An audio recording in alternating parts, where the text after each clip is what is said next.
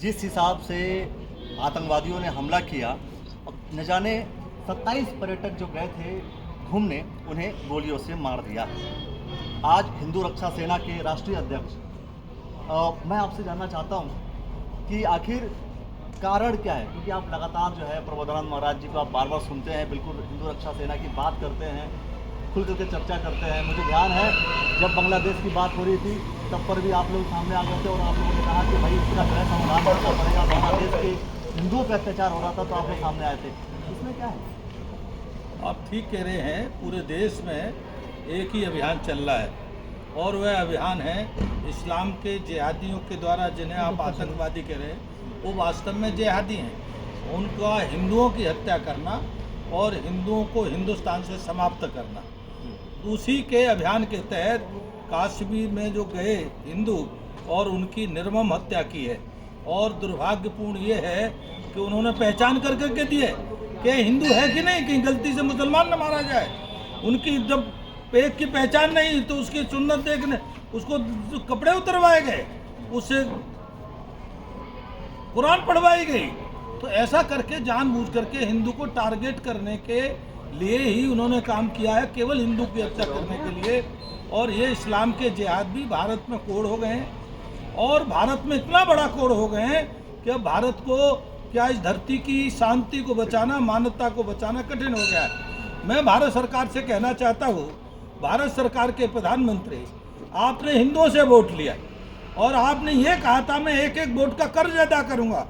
आप किस दिन के लिए इंतजार कर रहे हैं जिस दिन कर्ज अदा करेंगे? जब भारत के सारे हिंदू मर जाएंगे उसके बाद कर्ज अदा करेंगे?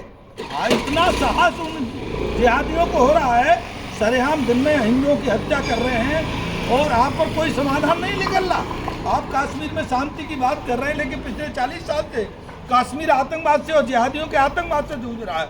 तो कब आप इसका समाधान करेंगे? कब हिंदुओं का आप कर्ज अदा करेंगे? आप वोट लेते हैं हिंदुओं से और बात करते हैं सबके विकास की, सबके समाधान की, और आपके सबका विकास और सबका समाधान का अगर यही परिणाम है तो ऐसा नहीं चाहिए, हमको किसी कीमत पर नहीं चाहिए।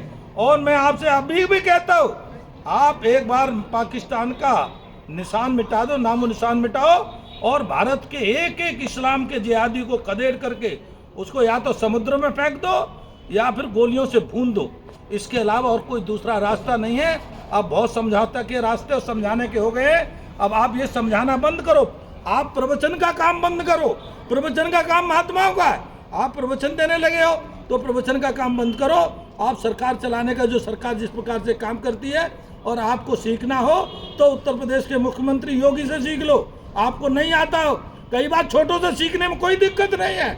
आज उत्तर प्रदेश में जो इतने बड़े बड़े माफिया थे, इतने बड़े जिहादी थे, आज किसी की हिम्मत है वहाँ गर्दन उठा ले। अब आप जो है नरेंद्र मोदी जी को कह रहे हैं कि वो योगी जी से सीखें। बिल्कुल कह रहा हूँ, साहब कह रहा हूँ। उत्तर प्रदेश है, जो उत्तर प्रदेश में आए दिन दंगा होते थे, आए दिन जो है इस्लाम के जिहादी हिंदुओं का जीवन दूभर कर देते थे, आज उस उत्तर प्रदेश को पूरा विश्व याद कर रहा है। आज किसी की हिम्मत है वहाँ सर उठा जाए? क्योंकि सर इसलिए नहीं उठा, सर तो कलम हो ही जाता है। सर उठाते ही उसको उसकी संपत्ति से भी बेदखल किया जाता है। उसको अगले दिन या जेल से आने के बाद कहाँ रहना होगा वो भी ठिकाना उसका खत्म कर दिया जाता है। वो इसीलिए उसको बुलडोजर बाबा कहते हैं। चलिए, लेकिन कई लोग हैं जो साफ तौर पर बोलते हैं कि आतंकवाद का कोई धर्म नहीं होता, लेकिन फिलहाल जो कल हुआ, जो घटना घटी, उसमें धर्म पूछ करके मारा गया, ऐसा कुछ लोगों ने, भाई वहाँ पर जो लोग मौजूद थे उन्होंने साफ तौर पर ये बात कही। आतंकवाद का सीधा अर्थ है, आतंकवादी केवल इस्लाम का जिहादी होता है। आतंकवाद का धर्म आप निश्चित कर रहे हैं? निश्चित धर्म है ये। आज तक जितना जिहाद और आतंकवाद हुआ है केवल इस्लाम के लोगों ने किया। आप हिंदू, आपने कभी किया? आपके किसी रिश्तेदार ने किया? कोई हिंदू हो तो बताए जो हिंदू ने आतंकवाद किया हो, किसी मुसलमान को मारा हो जिहाद करके, कोई बता दे आज तक। कांग्रेस के लोग तो कहते हैं, कांग्रेस के लोग साफ तौर पर कहते हैं कि बीजेपी जो है सिर्फ और सिर्फ ये काम जबरदस्ती चिन्हित कर रही है ताकि चुनाव जीते, चुनाव में अपने वोट पाए। इसलिए कांग्रेस के लोग कहते हैं आतंकवाद का कोई धर्म नहीं होता।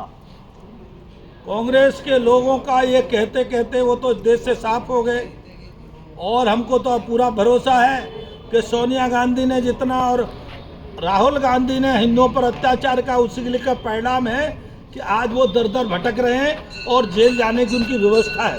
कांग्रेसियों की तो बुद्धि में पर्दा पड़ गया है और इसीलिए उन्होंने 70 साल हिंदुओं के साथ अत्याचार किया, सेकुलर के नाम पे हिंदुओं के साथ उत्पीड़न किया, हिंदुओं की बड़ी मात्रा में हत्या कराई।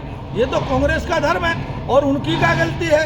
जो उसको डायरेक्शन करने वाले लोग हैं वो भी तो मुसलमान ही हैं, उनके बाप दादे पुरखे मुसलमान हैं, तो वो अपने उनका पक्ष नहीं लेंगे तो किसका पक्ष लेंगे? चलिए ठीक है, लेकिन एक बात बताइए, जब वो पहलगाम में जो हुआ, कश्मीर में जो हुआ, वहाँ पर एक मुसलमान भी मरा, एक मुस्लिम सैयद नाम है। मारा नहीं मरा, आपकी शब्दों में हाँ तो मरा, मतलब मारा वो गया, गलती उन्हें से तो मारा गया, गलती से वो हिंदू को ही मार रहे थे, हिंदू को मर करके दूसरी लग गया, मुसलमान को मारा नहीं है। आप गलत कह रहे हैं, हिंदू को मारते हुए चपेट में आया है, ये दोनों बातों में अंतर है।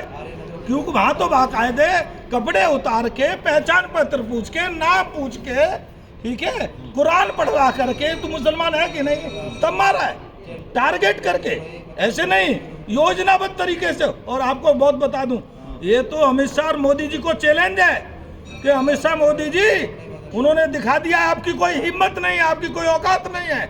ये मोदी जी को अब कुछ करके दिखाना चाहिए, अमित शाह जी को कुछ करके दिखाना चाहिए, और अगर उनमें करने की सामर्थ्य नहीं है तो मैं हिंदू समाज की, हिंदू रक्षा सेना की तरफ से कहता हूँ, त्याग पत्र दे करके संन्यास ले लें, आ जाए, हम उनको स्वागत करेंगे। मतलब मोदी जी संन्यास ले लें, त्याग पत्र दे दें। बिल्कुल, जो हिंदुओं को मरवा रहे हैं, सबका विकास, सबका साथ, सबका विश्वास और हिंदुओं का अविश्वास, ये कौन सा है? हिंदुओं का उपहास, हिंदुओं की हत्या, ये कौन सा विकास है? ऐसा विकास हमको नहीं चाहिए।